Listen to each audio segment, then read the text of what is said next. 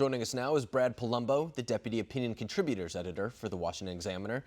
Brad, just like I talked to you last week after Super Tuesday, Biden had a pretty big night overall. What are the big takeaways that we should be looking at coming out of last night?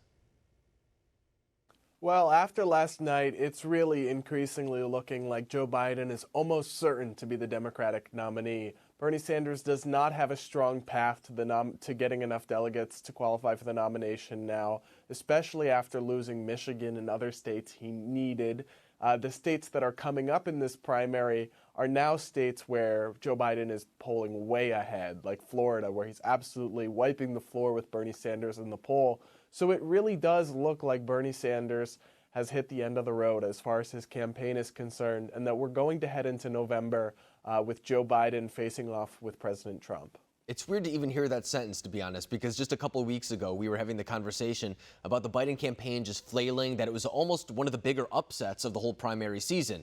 And then in the span of 72 hours, it was just really after South Carolina. I mean, he turned the campaign around completely. He went from being, I believe it was third or fourth place in delegates to now being the leader. It's pretty remarkable. But we do see that Bernie Sanders is staying in the race. Do we know why that is? I don't know. I don't know if he will stay in the race till the end like he did in 2016 against Hillary Clinton. I doubt it, but I do think he's staying in for now, and I think there's a few reasons for that. One is that with Joe Biden, you and I have talked about the weaknesses, and I will say this is why you don't make firm political predictions. No one ever knows what's going to happen because things can change so quickly. So nothing is ever absolute, right?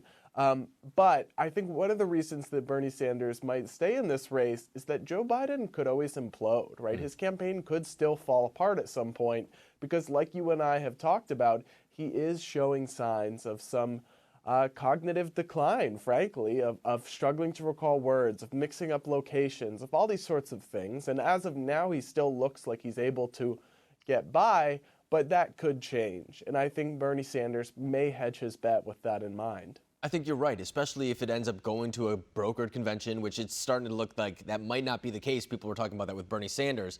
But even if it does get to that point and they try to take it away from Biden or give it to somewhere else, it's going to be a lot more difficult to not give it to Bernie Sanders if he's the last man standing there at the end. I think that's kind of an interesting point that might not come up. But, I mean, to your point, Biden is kind of hitting a roadblock a little bit when it comes to his people skills. I mean, right now, all of a sudden, it's becoming a little taboo to talk about. But just a couple of weeks ago, Cory Booker was making the argument. They were having the same type of conversation on the network. So it's kind of interesting now that the narrative has changed a little bit when it comes to that. But when it comes to the progressive movement in general, we've actually seen a lot of candidates not do as well as people thought. I mean, you could talk about the Justice Democrats, people who they've kind of endorsed, Cisneros in Texas, just kind of the more progressives in general. And we're seeing it right now with Bernie Sanders. Does this speak about something larger about the movement? I think it does, and for me, it's really good news. You know, I'm coming at this from the perspective of a libertarian conservative columnist, and to me, Joe Biden defeating Bernie Sanders like this shows us that socialism is not winning yet, Alex. And that's a good thing from my perspective. You know, Joe Biden as president would be in many ways very liberal, very progressive. You know, he wants to increase taxes, pass some gun control, increase regulations, but he's not an all-out socialist with a long history of sympathizing with communist dictators like Bernie Sanders. You know, Bernie Sanders has talked about making government account for more than half of the economy, nationalizing entire industries. He was prepared to take this country in a truly radical economic direction like it's never been taken in modern history. And I think that now, with the collapse of the Justice Democrats-sponsored candidates and Bernie Sanders' presidential campaign, we are seeing that even the Democratic Party is not willing to go there yet. And that's a good thing, in my view, for the future of the country. And in fact, we see Bernie supporters kind of making fun of Joe Biden for saying in a meeting that nothing will fundamentally change. And it kind of speaks to the type of movement that Sanders was looking to make. It was a reformative type of movement. But before I let you go, too, we've talked about the flaws of Joe Biden in the past when it comes to his record, what he's doing right now. How does he match up against President Trump in November? Well, you know, nobody knows for sure. I will say don't trust head-to-head polling too much. You know, if you look at the polls now, they'll tell you one story. But we have a long election season coming, full of attack ads and debate stage showdowns.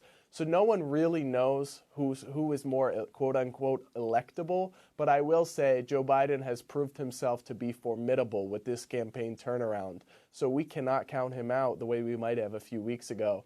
And he does have a shot at unseating President Trump. No, I think you're right. Right after you telling us not to make predictions anymore, I essentially ask you to make a prediction. I'm sorry about that, but I think that's good analysis right there, because it is going to be a very, no matter who it was going to be a very close matchup. And Joe Biden, we saw from last night actually, and last week as well, that there was a lot of anti-Clinton sentiment in that support for Bernie Sanders, more so than it was support for Bernie Sanders. So I think it's going to be a closer race even now come November. But Brad, thank you very much for joining us tonight.